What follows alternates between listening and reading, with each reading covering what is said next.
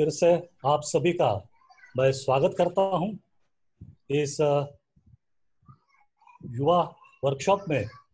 और इसकी अगुवाई लेकर आदरणीय ब्रह्मचारी नागकेतु, यशोसागर, श्रद्धा वचरी और जो भी कुछ टीम है उनका मैं तहे दिल से आभार व्यक्त करता हूं, शुक्रिया करता हूं कि बहुत अच्छी ढंग से, अच्छी तरह से इन्होंने इस प्रोग्राम का आयोजन किया है।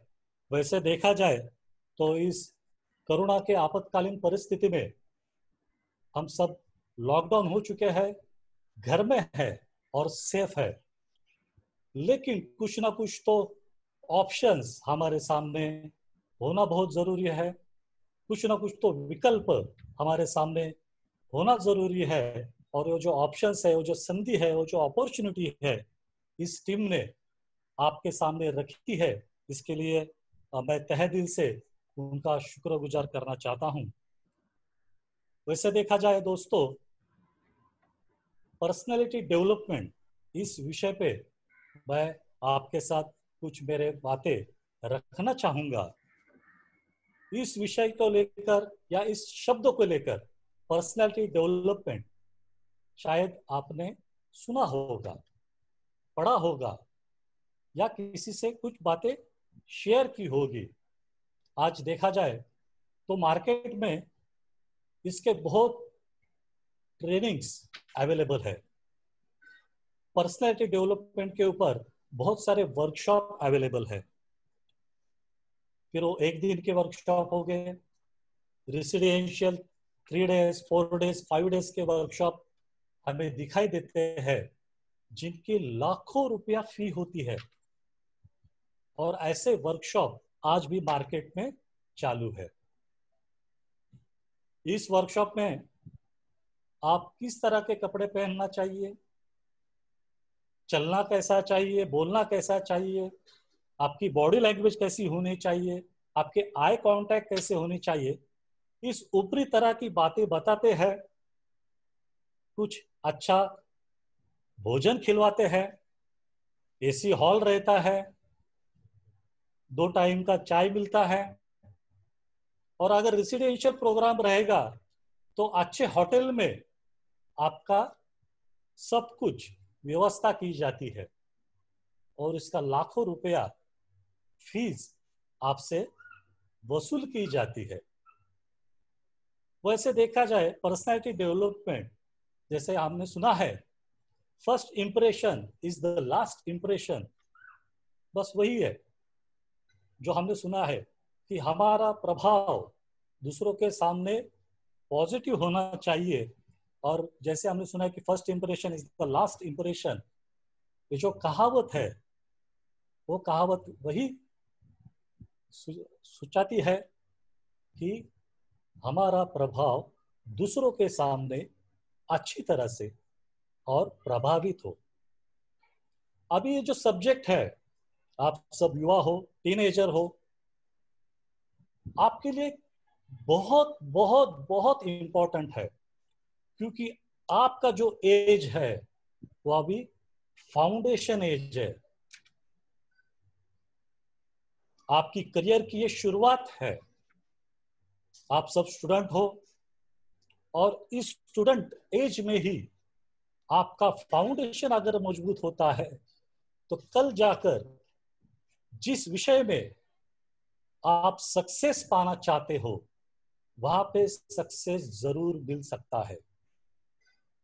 ये जो प्रोग्राम हमने चॉकआउट किया है आज से लेकर 30 अप्रैल तक, इस प्रोग्राम में जो जो बातें आपको सिखाई जाएंगी, जो जो बातें आपके सामने रखी जाएंगी, उस बातों को लेकर आपके जीवन में एक टर्निंग पॉइंट आने वाला है।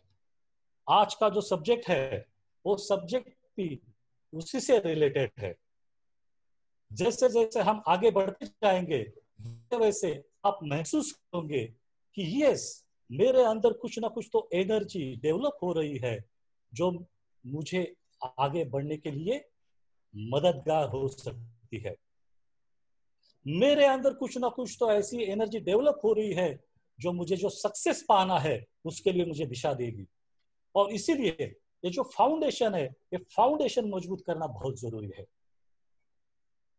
जो भी हम देखते हैं सिटी एरिया में, जैसे कि अभी मैं मुंबई और मैं मुंबई में रहता हूं, बहुत बड़ी मंजिलें इमारत हमें दिखाई देती है, बहुत टावर्स, बड़े बड़े 15-15 मंजिल के टावर्स यहाँ पे है।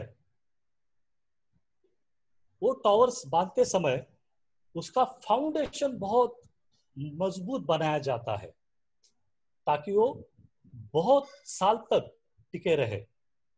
लेकिन सोचो अगर फाउंडेशन मजबूत नहीं होगा तो वो जो इमारत है, वो जो टावर है, वो ज्यादा साल तक टिक नहीं सकती, वो पत्ते की ढेर की तरह गिर जाएगी। उसी तरह अगर इस एज में हम हमारा फाउंडेशन अगर मजबूत नहीं करते तो आगे जाकर बहुत सारी मुसीबतें हमारे सामने आने वाली है। उस मुसीबतों का सामना करने के लिए हमारे अंदर जो एबिलिटी होनी चाहिए, हमारे अंदर जो क्षमता होनी चाहिए, वो अभी क्रिएट करने की जरूरत है। उसकी शुरुआत अभी से होनी जरूरत है। इसके लिए आज का जो सब्जेक्ट है वो बहुत इंपॉर्टेंट है। वैसे देखा जाए तो आज मार्केट में जो सिखाया जाता है, जो ऊपरी तौर पे सिखाया जाता है, लेकिन संघ के माध्यम से, त्रिरत्न बौद्ध महासंघ के माध्यम से हम जो इस विषय में आगे बढ़ने वाले हैं, व्यक्तिमत्व विकास, पर्सनालिटी डेवलपमेंट, इसके दो टाइप्स है। अगर आपने अपने साथ राइटिंग मटेरियल्स अगर रखे होंगे तो आप नोट्स निकाल सकते हैं। दो टाइप्स के इसमें है, एक तो फिजिकल पर्सनैलिटी डेवलपमेंट और दूसरा है मेंटल पर्सनैलिटी डेवलपमेंट। ऐसे दो प्रकार है पर्सनैलिटी डेवलपमेंट्स के। जो शारीरिक व्यक्तिमत्व विकास है यानी फिजिकल पर्सनैलिटी डेवलपमेंट, उसमें एक तो सबसे इंपॉर्टेंट बात है वो है हमारा बॉडी लैंग्वेज। हम किस तरह के कपड़े पहनते हैं, किस तरह खड़े होते हैं, किस तरह चलते हैं, किस तरह बोलते हैं, ये सब बातें इस बॉडी लैंग्वेज में आती है। जैसे कि हम टेलीविजन चालू करते हैं और कुछ एडवर्टाइज, हम अगर आपको ऑब्जर्वेशन रहेगा तो कुछ एडवर्टाइज ऐसे होते हैं जो हिंदी में डब किए होते हैं। वैसे वो ओरिजिनल इंग्लिश में होते हैं लेकिन उसका हिंदी में डबिंग होता है। तो आपका ऑब्जर्वेशन रहेगा लिप मैचिंग नहीं होता है। हिंदी में डब किया हुआ एडवर्टाइजिंग का लिप मैचिंग होता नहीं है। वैसे ही हमारी अगर बॉडी लैंग्वेज, हम बोलते एक है और हमारी हाव भाव, हमारी बॉडी लैंग्वेज अगर अलग होती है, इंप्रेशन पड़ सकती। इसलिए लैंग्वेज बहुत इंपॉर्टेंट है। डेवलपमेंट के जो दो टाइप्स है वो देखेंगे, एक तो फिजिकल पर्सनैलिटी डेवलपमेंट और दूसरा मेंटल पर्सनैलिटी डेवलपमेंट वो देखेंगे। उसके बाद mind development, mind programming development क्या है, ये प्रोग्रामिंग क्या गड़बड़ है, ये प्रोग्रामिंग कैसे होता है, वो थोड़ा सा देखेंगे। वो होने के बाद जिस अवस्था में फिलहाल आप हो, जो यूथ है, जो टीनेजर है, वो युवा अवस्था क्या है, उसमें कौन से बदलाव आते हैं, कौन सी एनर्जी क्रिएट्स होती है, वो एनर्जी कहाँ पे डाइवर्ट होती है, वो थोड़ा सा हम देखेंगे। इसी एज में अगर कुछ गलतियां होती है तो उसमें डिसऑर्डर्स क्रिएट होते हैं, डिसऑर्डर्स डेवलप होते हैं। वो यूथ डिसऑर्डर्स कौन से है वो हम देखेंगे। उसके ऊपर कैसे काम किया जाएगा वो थोड़ा सा हम देखेंगे। और इस पर्सनैलिटी डिसऑर्डर्स पे हालांकि बुद्धिज्म में क्या सॉल्यूशन है, साइंटिफिकली क्या सॉल्यूशन है वो देखेंगे, और फिर कुछ गोल सेटिंग के लिए, गोल अचीव के लिए कुछ मैं टिप्स दूंगा, कुछ लाइफस्टाइल के लिए टिप्स दूंगा, और कुछ बातें आपके सामने मैं दिखाना चाहूंगा। ये आज का पूरा मैंने जो शेड्यूल्ड है मेरे टॉक का, वो मैंने यहाँ पे रखा है। तो जो शुरुआत है, जो दो टाइप्स मैंने बताया है, वो है शारीरिक व्यक्तिमत्व विकास और मानसिक व्यक्तिमत्व विकास।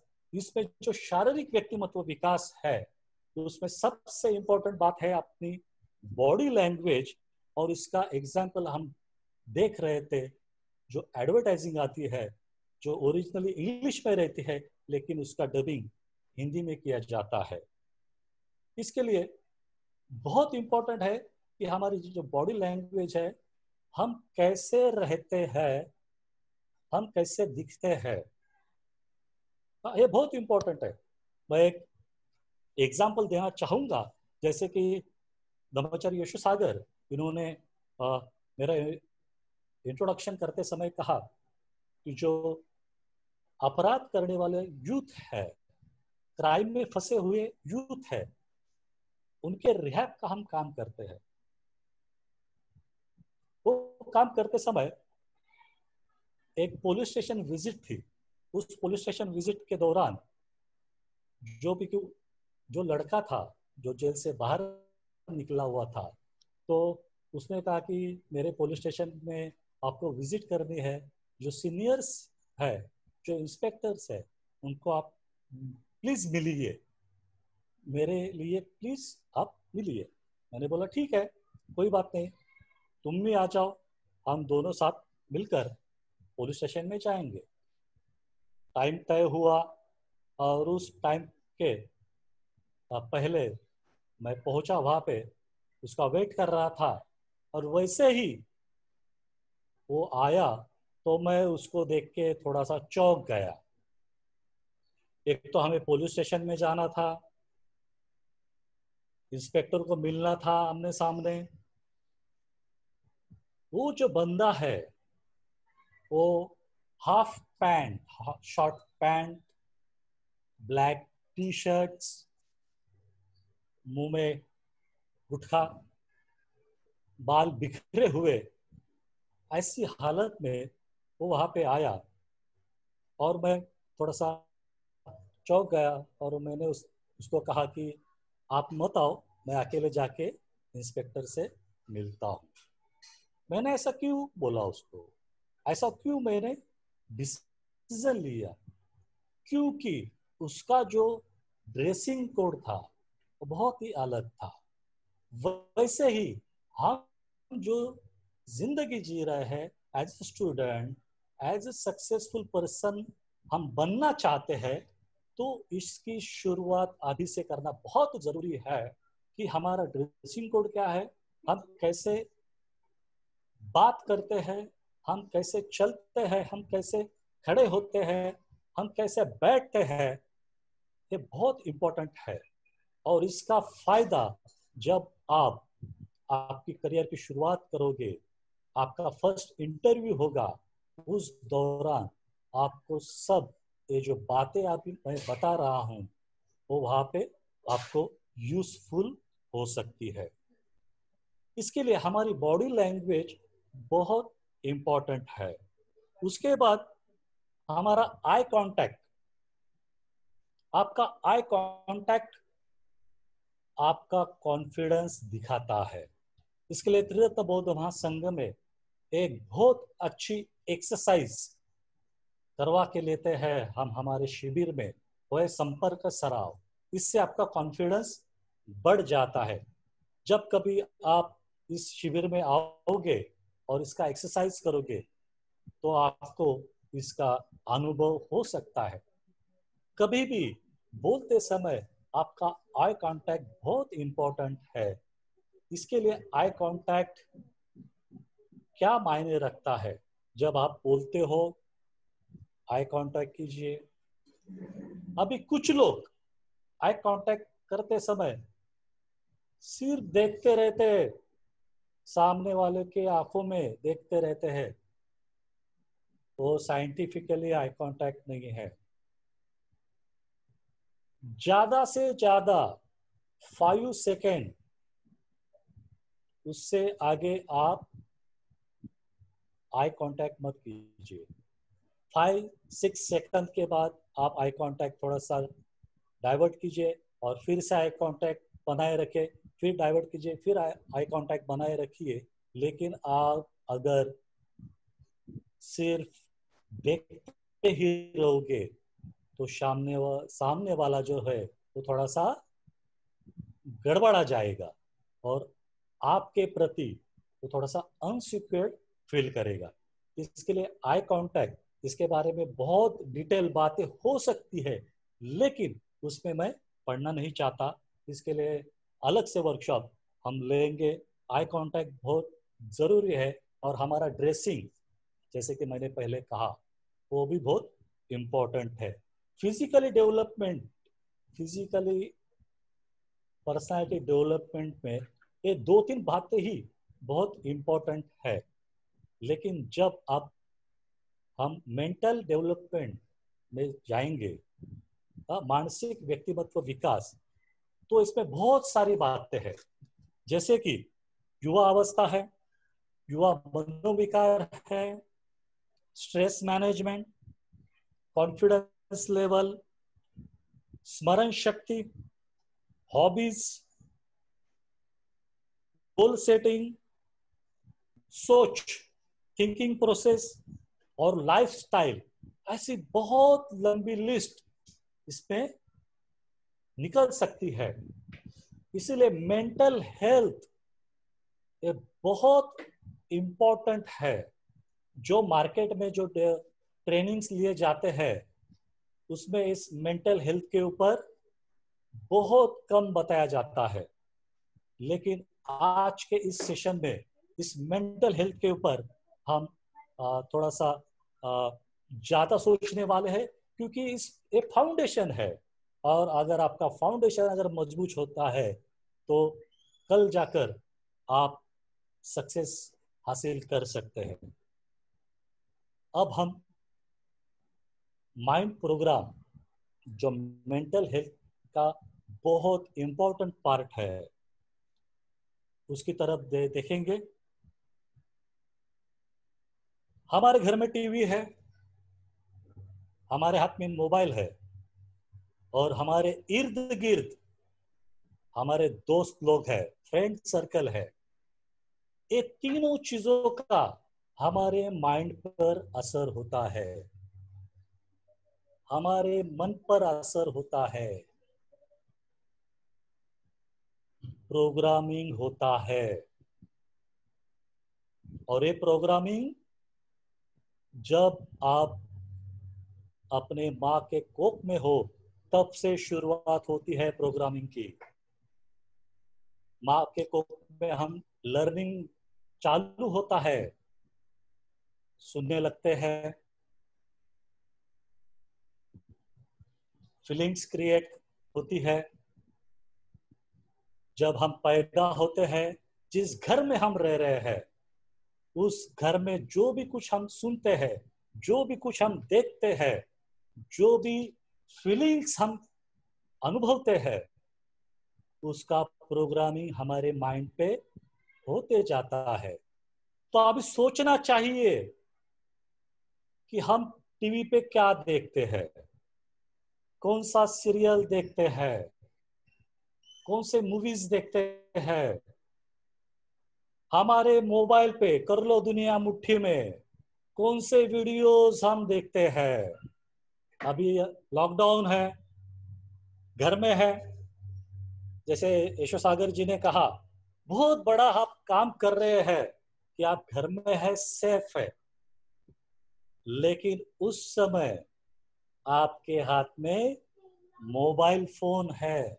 इस मोबाइल पे आप क्या देख रहे हो, कौन से वीडियोस देख रहे हो, कौन से पोस्ट रीड कर रहे हो और कौन से पोस्ट फॉरवर्ड कर रहे हो, किसके साथ चैटिंग कर रहे हो, कौन से चैटिंग कर रहे हो, वो बहुत इंपॉर्टेंट है। क्या एक्स वीडियोस आप देख रहे हो? क्या XNN आप देख रहे हो? ऐसे बहुत सारे साइट्स है जिसमें हम अभी फिलहाल मशगूल है। और फिर पेरेंट्स चिल्लाते हैं, अरे क्या बार बार फोन पे लगा रहता है, घर पे बहुत सारे काम पड़े हुए हैं, थोड़ा सा हाथ लगा, थोड़ी सी मदद कर, थोड़ी सी हेल्प कर। और फिर हम रिएक्ट होते हैं। दोस्तों, ये रिएक्ट करने का वक्त नहीं है, ये चिड़चिड़ापन करने का वक्त नहीं है। जो प्रोग्रामिंग हम अभी फीड कर रहे हैं वो सोचने का वक्त है कि हम हमारे जो माइंड है वो सुपर कंप्यूटर है। इस सुपर कंप्यूटर में हम कौन सी बातें फीड कर रहे हैं, कौन सा डाटा सेव कर रहे हैं, कौन से चैनल्स हम देख रहे हैं, कौन से न्यूज चैनल्स हम देख रहे हैं, कौन से वीडियोस हम मोबाइल पे देख रहे हैं, कौन सी चैटिंग हम कर रहे हैं, वो सब फीड हो रहा है। वो सब सबकॉन्शियस माइंड में फीड हो रहा है। और उस सबकॉन्शियस माइंड में अगर क्लिनिक का लोचा हो गया, कुछ गड़बड़ हो गई, तो फिर एसी पे कहता है ना, दया कुछ तो गड़बड़ है,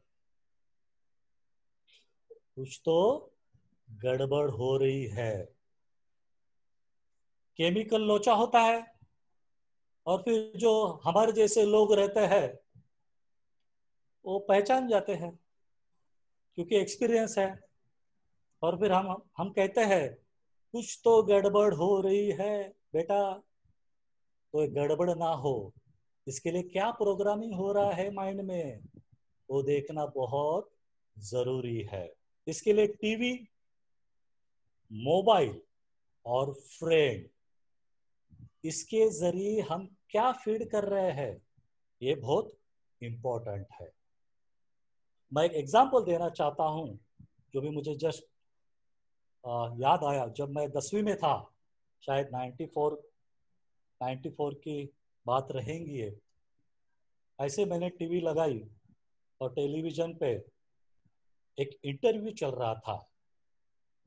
एक प्रसाद नाम के लड़के का इंटरव्यू था। बहुत ही मशहूर लड़का जो क्लासिकल सिंगर था, क्लासिकल तबला वादक था। उसकी पेंटिंग्स अलग अलग देशों में, उसकी पेंटिंग्स की बिक्री हो चुकी थी और उसका इंटरव्यू चल रहा था। वो इंटरव्यूज मैं सुन रहा था, मैं भी बहुत इंस्पायर हो रहा था। यार क्या लड़का है, तकरीबन 16 साल का लड़का था प्रसाद, तकरीबन 16-17 साल का लड़का था। और वो इंटरव्यू मैं देख रहा था और वो कहने लगा कि यस, मेरे पेंटिंग्स इस देश में है, उस देश में है, उसकी प्राइस ऐसी है वैसी है, मैंने तबला यहाँ से सीखा, मैंने क्लासिक जो सिंगिंग है इस गुरुजी से सीखी। ये सब वो बता रहा था। और बताते बताते उसने जब कहा कि लेकिन मुझे एक बीमारी है, ये ऐसी बीमारी है, जब मैं पेंटिंग्स करता हूं तो आधे 1 घंटे के बाद मेरे हाथ में का ब्रश ऑटोमेटिकली गिर जाता है, मैं आगे पेंटिंग्स नहीं कर पाता। मैं जब तबला बजाता हूं तो आधे 1 घंटे के बाद मेरे हाथ ऑटोमेटिकली गिर जाते हैं, मैं हाथ को उठा नहीं सकता। मैं जब स्टेज परफॉर्मेंस करता हूं तो आधे घंटे के ऊपर मैं खड़ा नहीं रह पाता, मैं गिर जाता हूं। ऐसी ये बीमारी है जो मुझे लग गई है, लेकिन फिर भी मैं पीछे नहीं हटा। मैं सीखते गया। मेरी जो भी कुछ हॉबीज थी वो हॉबीज मैं डेवलप करते गया और आज इस मुकाम पे पहुंचा हूं। Only 16 to 17 years old। दोस्तों, हमारे 2 हाथ अच्छे हैं, 2 पैर अच्छे हैं, पूरी बॉडी अच्छी है, लेकिन अगर मेंटल हेल्थ हमारी अच्छी नहीं होगी तो हम कुछ भी नहीं कर सकते। ये बहुत इंपॉर्टेंट बात है। जब इस इंटरव्यू से मैंने सीखी, अरे ये जो लड़का है, ये जो बीमारी से जूझ रहा है, अगर ये इतना कुछ कर सकता है तो हम क्यों नहीं कर सकते? यही सवाल अभी आपके सामने है। अगर वो लड़का सब कुछ कर सकता है तो आप क्यों नहीं कर सकते? इस लॉकडाउन के परिस्थिति में, इस सिचुएशन में आपके पास अपॉर्चुनिटी है कि कौन सा डाटा हम हमारे माइंड में प्रोग्रामिंग कर रहे हैं, फीड कर रहे हैं, वो लिस्ट निकालो। हमारे फ्रेंड सर्कल कैसे है, वो लिस्ट निकालो। क्या सही में वो मददगार है क्या? वो लिस्ट आप निकालो। इसके लिए इस अपॉर्चुनिटी का आप फायदा उठाओ। वैसे देखा जाए तो सोशल मीडिया पे हम बहुत ज्यादा अभी डिपेंडेंट हो चुके हैं, बहुत एक्टिव हो चुके हैं, सोशल मीडिया पे एक्टिव है। आपकी जो अवस्था है, इस युवा अवस्था में बहुत सारे चेंजेस फिजिकल और मेंटली आप में हो रहे हैं, और उसकी वजह से ही आप सोशल मीडिया पे एक्टिव है। वो क्या चेंजेस है तो हमें जानना बहुत जरूरी है। क्यों जानना है? जब आप करियर की शुरुआत करोगे, आपके उम्र की 25-25 साल के बाद, तब बहुत मुश्किलें सामने आएगी, बहुत चैलेंजेस सामने आएंगे।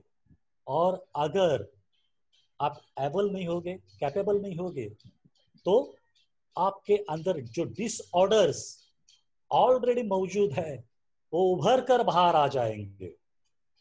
वो उभर कर एक एक बाहर आ जाएंगे। और जो साइकोलॉजिकल डिसऑर्डर्स है, पर्सनैलिटी डिसऑर्डर्स है, वो सामने आएंगे और आपके करियर की धज्जियां उड़ा देंगे। इसके लिए ये बहुत इंपॉर्टेंट है कि इस अवस्था में, इस युवा अवस्था में एग्जैक्टली क्या हो रहा है, ये हमें पता चलना बहुत जरूरी है। उम्र के 12 साल के बाद हम युवा अवस्था में एंटर करते हैं। हमारी पप्पू की आवाज पहले पतली थी, लेकिन अब उसकी आवाज जाड़ी होने लगी है। ये पहला बदलाव है।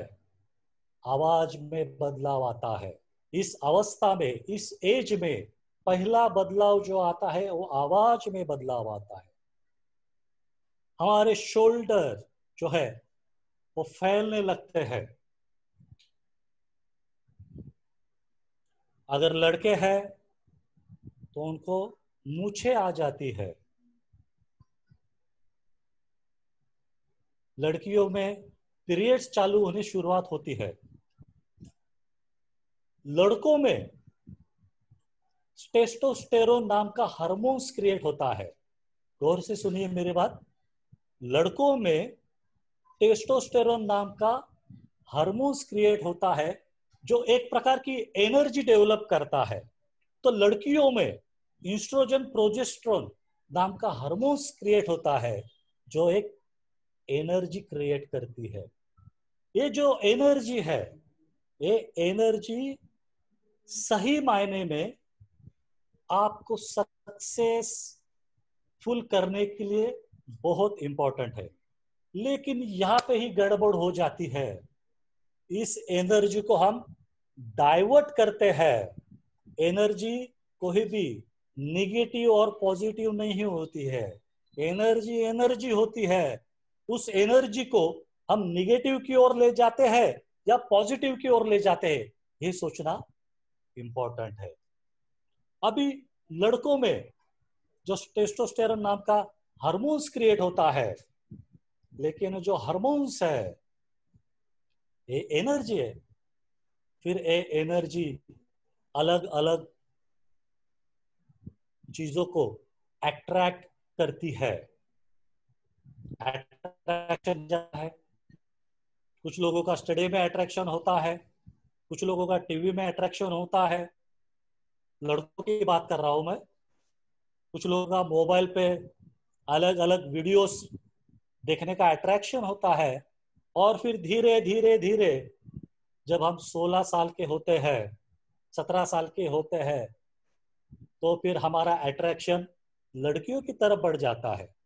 एनर्जी है, लेकिन उस एनर्जी को हमने डाइवर्ट किया, हमारा अट्रैक्शन अब डाइवर्ट हो चुका, और उसका इफेक्ट हमारे स्टडी पे होता है, हमारे करियर पे होता है। ये बहुत जानना, अगर पेरेंट्स यहाँ पे मौजूद है, पेरेंट्स भी सुन रहे हैं, तो आप सुनिए। इस अवस्था में, इस एज में ये बातें होती है। ये बहुत महत्वपूर्ण जानकारी हमें होना बहुत जरूरी है। ये जो एनर्जी है, ये एनर्जी हम डाइवर्ट करते हैं। लड़कियों में इंस्ट्रोजन प्रोजेस्टेरोन नाम का जो हार्मोन्स क्रिएट होता है, ममता भाव उनमें क्रिएट होता है। ममता, माया उनमें क्रिएट होती है। और उस दौरान अगर उनको अगर कोई कहता है तुम बहुत सुंदर हो, तुम बहुत होशियार हो, तुम बहुत ब्राइट हो, तुम बहुत स्कॉलर हो, तो उसे अच्छा लगता है। और जो भी उसको लाइक करता है, वो उसे लाइक करना शुरुआत करती है। और फिर हम देखते हैं सैराट पिक्चर, सैराट फिल्म्स, उसमें वही होता है। और फिर सैराट हो जाता है, और सैराट होने के बाद हमारे करियर का क्या हो जाता है? झिंगाट हो जाता है ना? गाना है ना, झिंग झिंग झिंगाट। तो हमारे करियर का झिंगाट हो जाता है। क्यों? क्योंकि जो एनर्जी डेवलप हो रही है, उस एनर्जी को हमने डाइवर्ट किया। ये बहुत इंपॉर्टेंट है, इसके लिए जानना बहुत जरूरी है कि हमारी एनर्जी फिलहाल कहाँ पे जा रही है।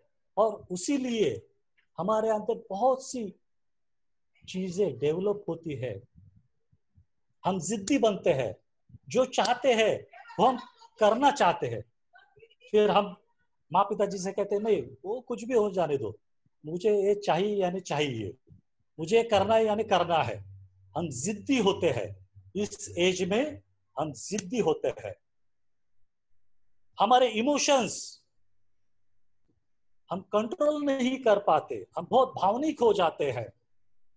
हमें लगता है कि अब हम सब हमें पता चला है, हम सब जानते हैं, अभी हमें सिखाने की जरूरत नहीं है। इसको कहते हैं मुझे सब मालूम है, अभी मुझे मत सिखाओ। हमें लगता है कि अभी मुझे सब कुछ आ रहा है, सब कुछ मैं समझ सकता हूँ। जो शांतपन का भाषा है वो हम करने लगते हैं। कुछ सोच में हम डूब जाते हैं, एक सोच में हम उसका फॉलो करते हैं, और इर्द गिर्द उसी सोच के पीछे हम भटकते रहते हैं। ये बदलाव आता है। दूसरा एक और बदलाव है, खुली आंख हम सपना देखते हैं। खुली आंख हम सपना देखते हैं। अगर आपने सैराट पिक्चर देखा होगा, तो जो हीरो और हीरोइंस है उनके नाम आपको पता है? आर्ची और परशा। Yes, good. आर्ची और परशा, वो जो नदी रहती है वहां पे बैठते हैं, और आर्ची क्या कहती है कि परशा, मैं सुबह जल्दी उठूंगी, तुम्हारे लिए टिफिन बनाऊंगी, और फिर तुम जॉब पे जाना, पैसा कमाना, और मैं तुम्हारे लिए अच्छा अच्छा खाना बनाऊंगी, तुम्हारी राह देखूंगी, और तुम मेरे लिए गजरा लेके आना, और तुम घर पे आओगे, हम एक साथ खाना खाएंगे, बंगला बांधेंगे, गाड़ी लेंगे, और हमारा जो संसार है उसकी शुरुआत अच्छी तरह करेंगे। ये क्या है? खुली आंख का सपना है जो अस्तित्व में नहीं आता। आगे क्या हुआ आपको सबको पता है। हमारे हाथ में किताब होती है, पप्पू के हाथ में किताब है, पढ़ते रहता है, लेकिन उसके सामने बबली का चेहरा है और सोचता है कि मैं 12वीं पास होगा, सीटी दूंगा, नीट दूंगा, और कुछ भी कॉम्पिटिटिव एग्जाम है वो दूंगा, मेडिकल में जाऊंगा, डॉक्टर बनूंगा, क्लिनिक फाटूंगा, फिर बबली वो भी डॉक्टर बनेगी, फिर हम शादी करेंगे, फिर हमारा खुद का हॉस्पिटल होगा और हम हमारा करियर करेंगे। लेकिन ये सब सपना कहाँ पे है? किताब पढ़ रहा है और सपना देख रहा है, स्टडी जीरो। दोस्तों, इस एज में, इस सिचुएशन में ये सब बातें होती रहेंगी। ये जस्ट मैंने एक एग्जाम्पल दिया है, कुछ लोगों के अलग एग्जाम्पल हो सकते हैं। कुछ लोग अपने करियर के बारे में सपना देखते होंगे, लेकिन सिर्फ खुली आंख सपना देखना जरूरी नहीं है। तो हमें पढ़ाई करनी चाहिए और इस दौरान और एक बदलाव आता है कि हम क्या करते हैं, बिना सोचे कुछ भी डिसीजन लेते हैं।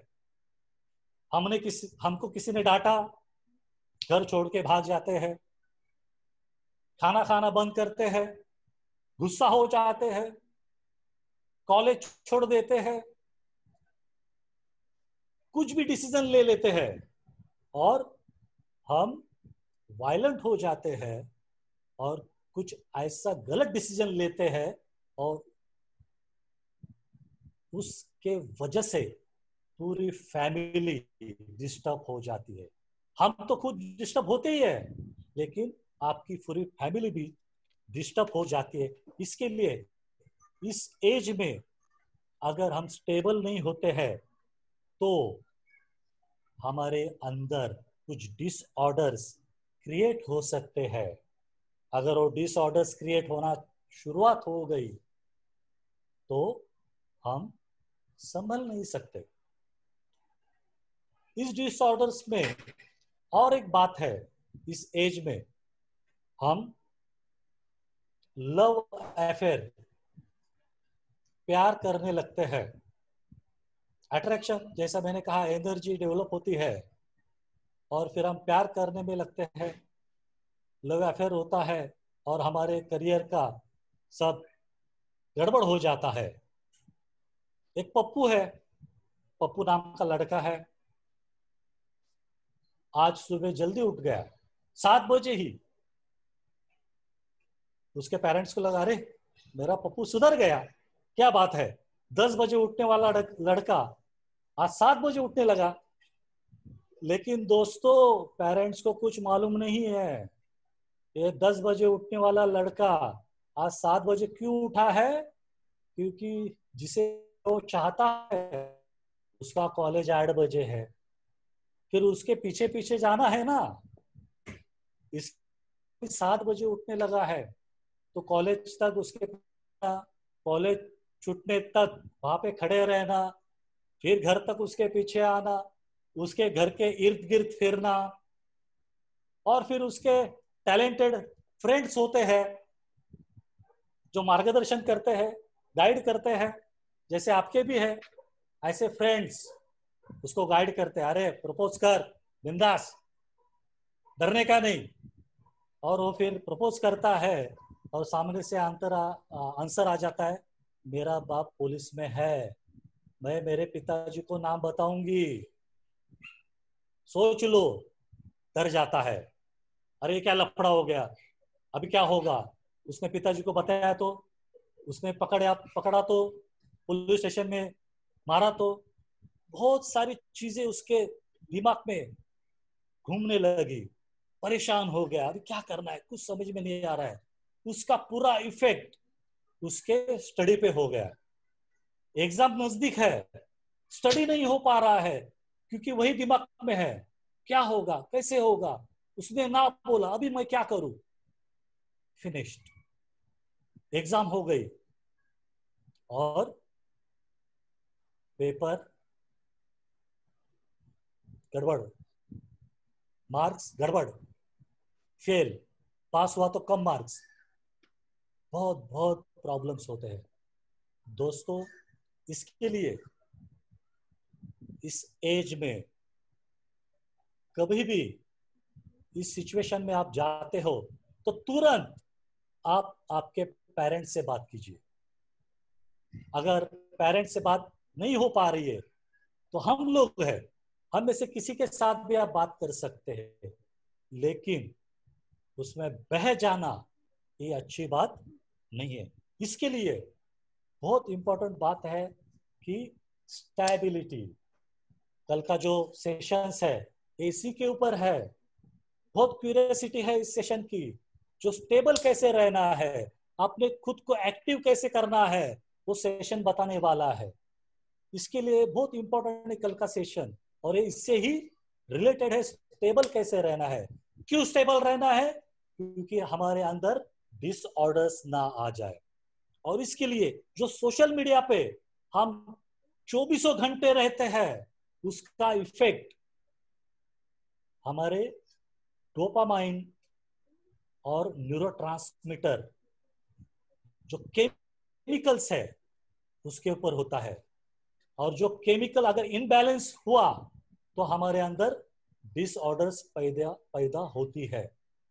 24 घंटे अगर हम फोन पे रहेंगे तो हमारे जो केमिकल्स है, न्यूरोट्रांसमीटर्स, वो इनबैलेंस हो जाता है और उसका इफेक्ट हमारे मेमोरी पे हो जाता है, हमारे स्मरण शक्ति पे हो जाता है, हमारे रीडिंग प्रोसेस पे हो जाता है, हमारे लर्निंग प्रोसेस पे हो जाता है। इसके लिए अगर आप 24 घंटे 24 आवर्स ऑनलाइन एक्टिव हो तो संभल जाओ। एक न्यूज चैनल है, उस न्यूज चैनल का एक एंकर कहता है चैन से सोना है तो जाग जाओ। अगर इन फ्यूचर में आपको चैन से सोना है तो अभी जाग जाओ। इस सोशल मीडिया से बाहर निकलो, आपके करियर की तरफ ध्यान दो। नहीं तो 24 आवर्स अगर आप एक्टिव रहोगे, ऑनलाइन रहोगे, तो केमिकल इनबैलेंस हो जाएगा और उसका इफेक्ट आपके मेमोरी पे, आपके रीडिंग प्रोसेस पे, आपके लर्निंग प्रोसेस पे हो जाएगा। इसके लिए मैं रिक्वेस्ट करता हूं, संभल जाओ, अभी संभल जाओ।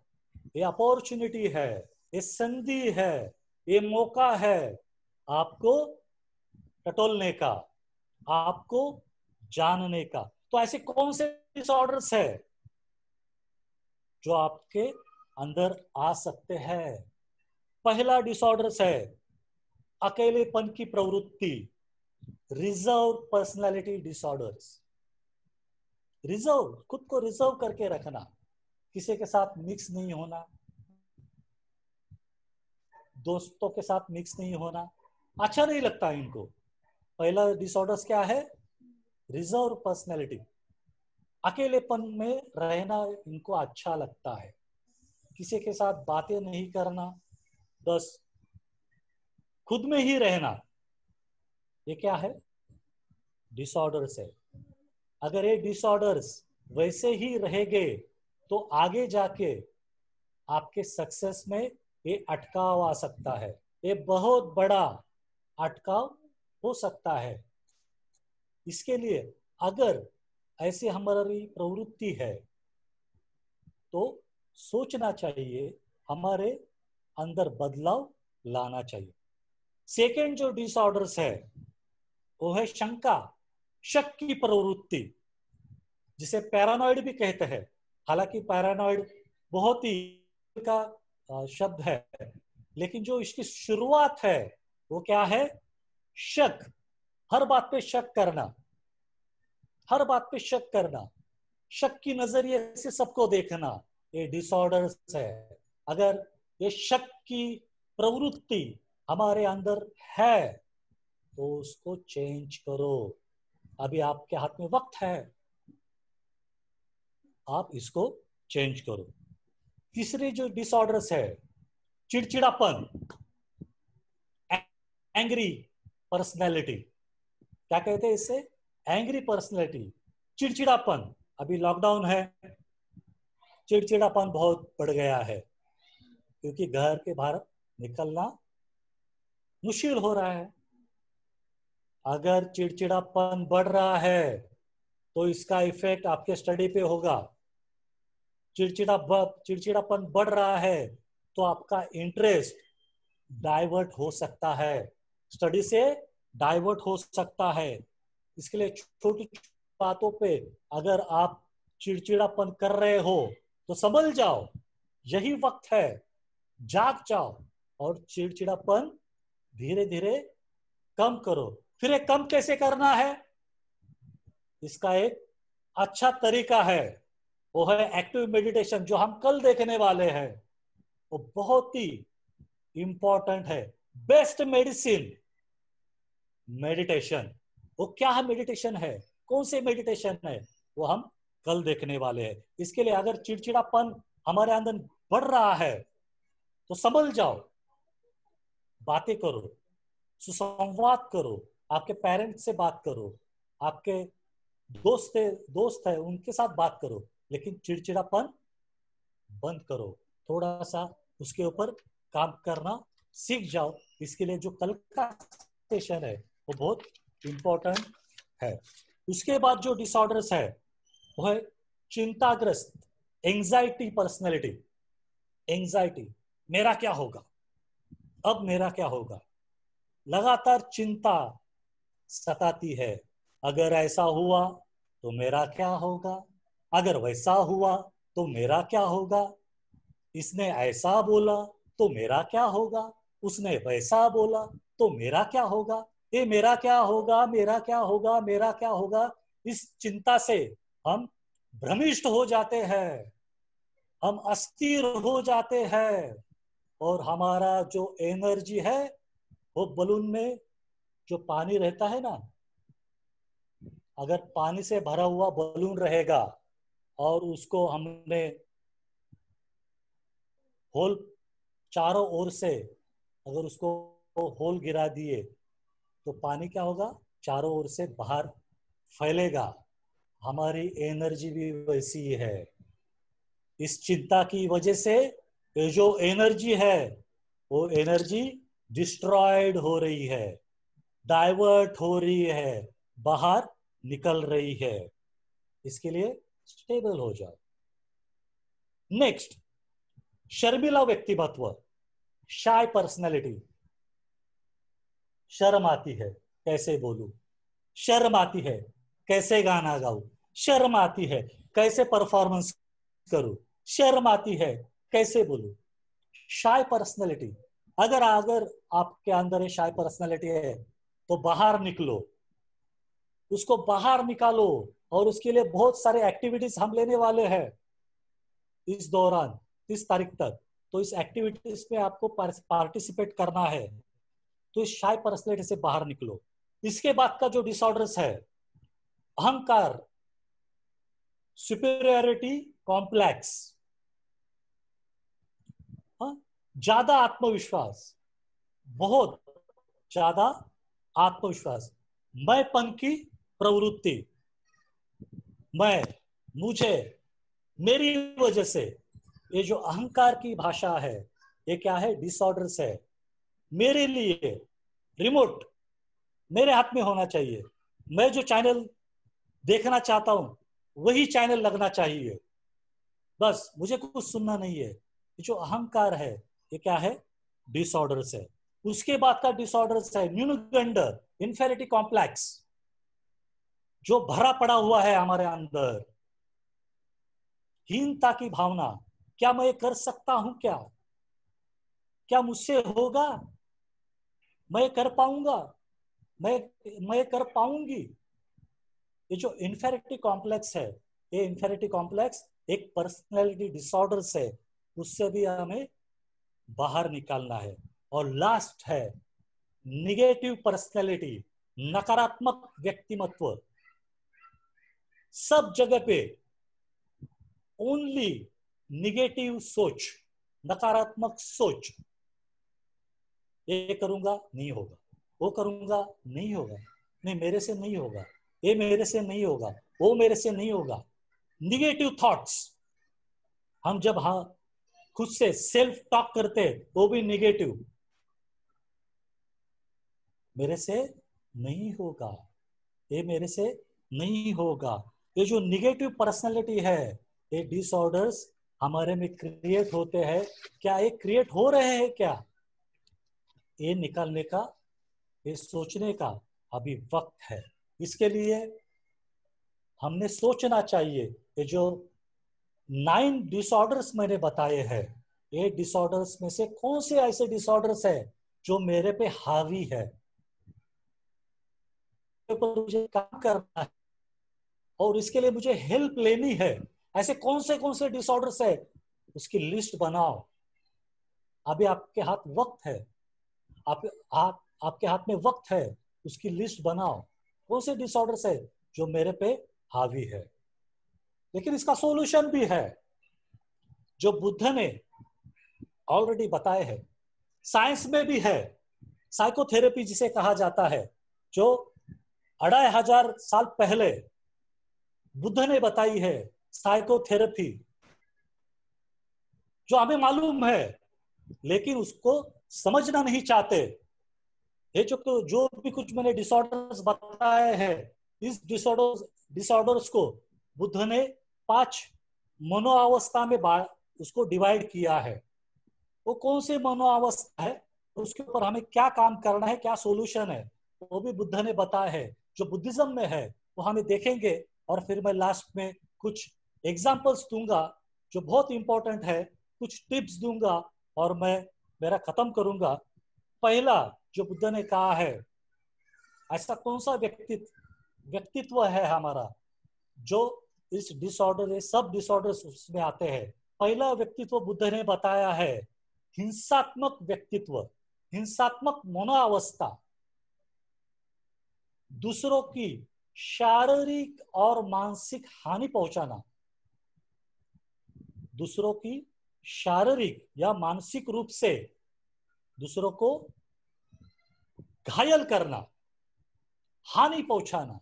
क्या यह प्रवृत्ति हम में है क्या? अगर हम दूसरों को शारीरिक और मानसिक हानि पहुंचाने में हमें अच्छा लगता है तो संभल जाओ।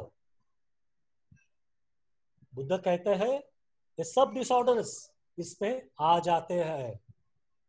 हमें अगर दूसरों को तकलीफ पहुंचाना अच्छा लगता है तो हिंसात्मक मनोअवस्था में हम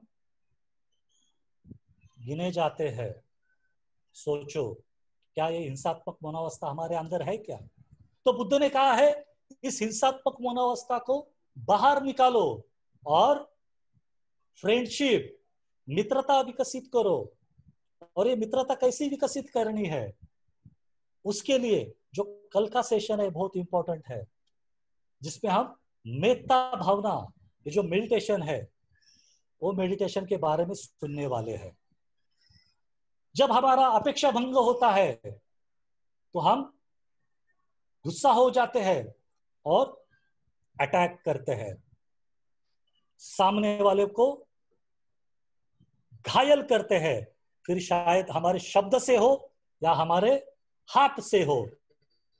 ये घायल करने वाली जो अवस्था है, ये हिंसात्मक अवस्था है, इसमें से हमें बाहर निकालना है। दूसरी जो मनोअवस्था बुद्ध ने बताई है वो स्वार्थी मनोअवस्था है, सेल्फिश मेंटेलिटी इसे बुद्ध कहते हैं। बिना बताए दूसरों के चीजों को लेना, बिना बताए किसी के भी चीजों को हासिल करना, उसको छीन लेना, उसको चोरना, ये क्या है? स्वार्थी मनोअवस्था है। इसके लिए इससे भी हमें बाहर निकालना बहुत जरूरी है। तो बुद्ध कहते हैं कि देने की मनोअवस्था क्रिएट करो, देना सीखना चाहिए, शेयरिंग करना सीखना चाहिए। क्या यह मनोअवस्था हमारे में है क्या? क्या शेयरिंग करने के लिए हमें अच्छा लगता है क्या? हमारी चीजें शेयरिंग करने में हमें अच्छा लगता है क्या? क्या खुद के पास ही रखना अच्छा लगता है, स्टोर करना अच्छा लगता है? ये जरा सोचो, आपके हाथ में वक्त है, सोचो, क्या मुझे शेयरिंग करना अच्छा लगता है कि मेरे चीजें खुद के पास रखना अच्छा लगता है, या दूसरों की चीजें उसको बिना बताए छीन लेना अच्छा लगता है? तो इससे हमें बाहर निकालना है, देने की प्रवृत्ति हमें बढ़ानी चाहिए। तीसरी बात बुद्ध बताते हैं, असंतुष्ट व्यक्तिमत्व, असंतोष मनोअवस्था। जो हमारे पास है उसमें संतुष्ट न होते हुए भी दूसरों का छीन लेना, दूसरों को हानि पहुंचाकर उससे वो छीन लेना, दूसरों को हानि या दुख पहुंचाकर वो प्राप्त कर लेना, ये क्या है? असंतुष्ट की भावना है, ये असंतुष्ट की मनोअवस्था है। और बुद्ध ने स्पष्ट रूप से कहा है, इसको बुद्ध ने कहाँ पे जोड़ा है?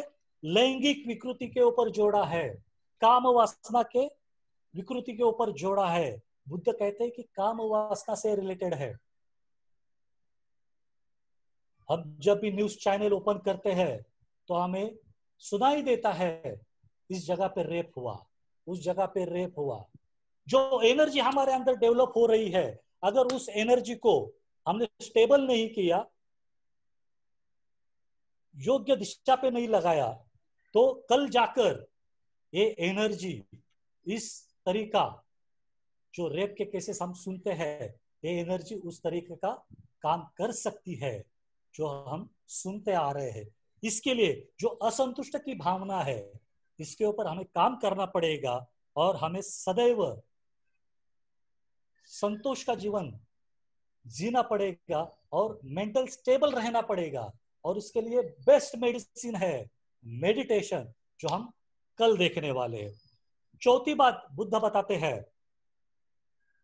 कि झूठीला व्यक्तिमत्व, फंसाने वाला व्यक्तिमत्व, जो फंसाता है, दूसरों को फंसाता है, झूठ बोलने वाला व्यक्तिमत्व, बार बार झूठ बोलते रहता है और उसको इतनी आदत होती है कि उसमें वो आनंद लेता है।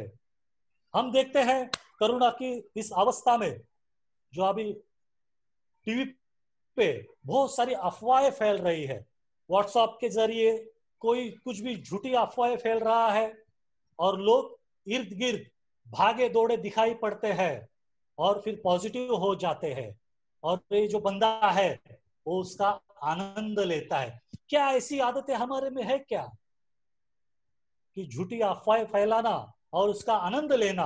अगर ऐसी आदतें हमारे में है तो संभल जाओ, बाहर निकलो और इस डिसऑर्डर्स को हमारे अंदर से बाहर निकालो। सत्यवाणी का प्रयोग करो, सत्य बोलना सीखो।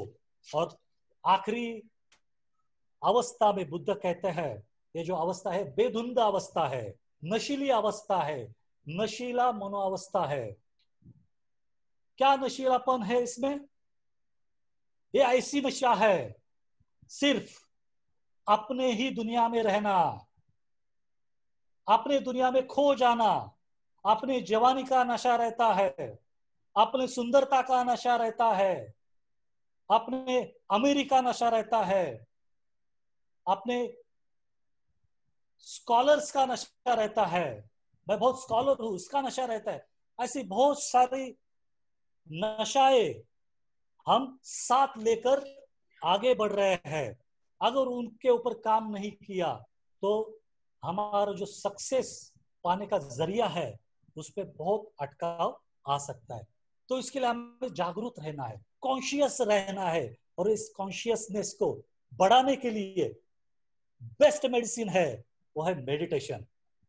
अगर हम डेली मेडिटेशन करते हैं तो हमारा कॉन्शियसनेस बढ़ेगा, हमारे इंटीग्रेशन बढ़ेगा, और इसका जो भी कुछ लाभ है, जो भी कुछ फायदा है, वो आपके स्टडी में है, आपके कंसंट्रेशन में है, आपके मेमोरी में है। बहुत बहुत फायदा है। इसके लिए कल का जो वर्कशॉप है बहुत इंपॉर्टेंट है, जो मेडिटेशन के ऊपर है। बेस्ट मेडिसिन है जो डिसऑर्डर्स मैंने बताए हैं उसके ऊपर। इसके लिए ये बहुत इंपॉर्टेंट है, हमारा जो मेंटल हेल्थ है वो स्टेबल रखना। और जाते जाते कुछ स्टेप्स मैं बताऊंगा और यहीं पे रुकूंगा। दोस्तों, अगर आपको गोल अचीव करना है तो मैं होमवर्क देना चाहता हूं, जो 1 मिनट में खत्म होगा। एक नोटबुक बनाइए आप। इस नोटबुक पे आपको क्या अचीव करना है, आपका गोल क्या है, वो लिखिए। उसके लिए मुझे क्या पढ़ाई करनी है, कौन सी स्टडी करनी है, कहाँ तक पढ़ना है, ये लिखिए। आपका नाम लिखिए, आपका गोल लिखिए, और मुझे कहाँ तक पढ़ना है, कहाँ तक पढ़ना है, ये लिखिए। पूरे डिटेल में लिखिए। इस पढ़ाई के साथ साथ मुझे इमोशनली एजुकेशन भी लेना है। जो मेरी भावना है, इमोशनल मैनेजमेंट, ये भी मुझे सीखना है।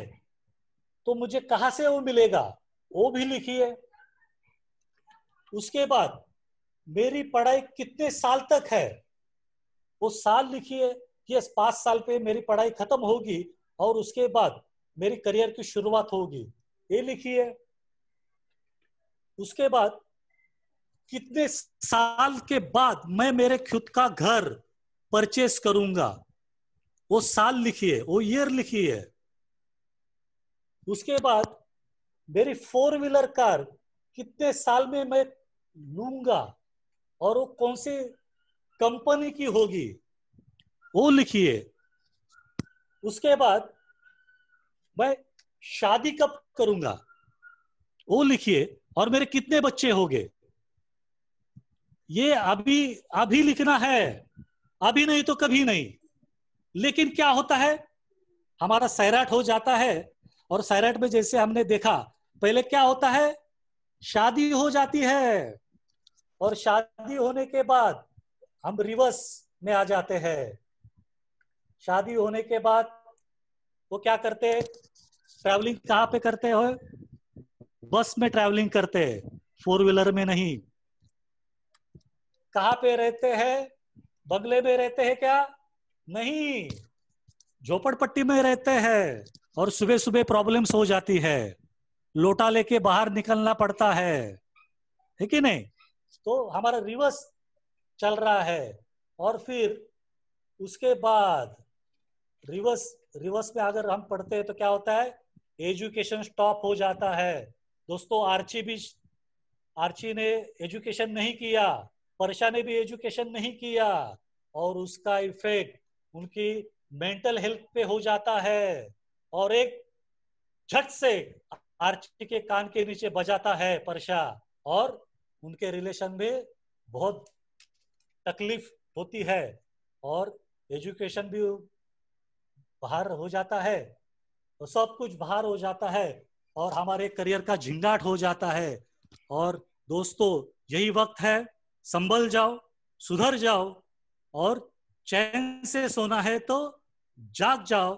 मुझे यही कहना था दोस्तों। मुझे आशा है कि इस जो मुझे वक्त दिया था, इस वक्त में जितना मुझे आपको बताना था वो मैंने बताया है, और मुझे पूरा विश्वास है कि आपको इसका फायदा होगा। 30 तारीख तक आपके लाइफ में बहुत सारे बदलाव आने वाले हैं। उसके लिए आप तैयार हो जाओ। मेरी तरह से मैं बहुत सारी शुभकामनाएं आपके करियर के लिए, आपके स्टडी के लिए दे रहा हूं।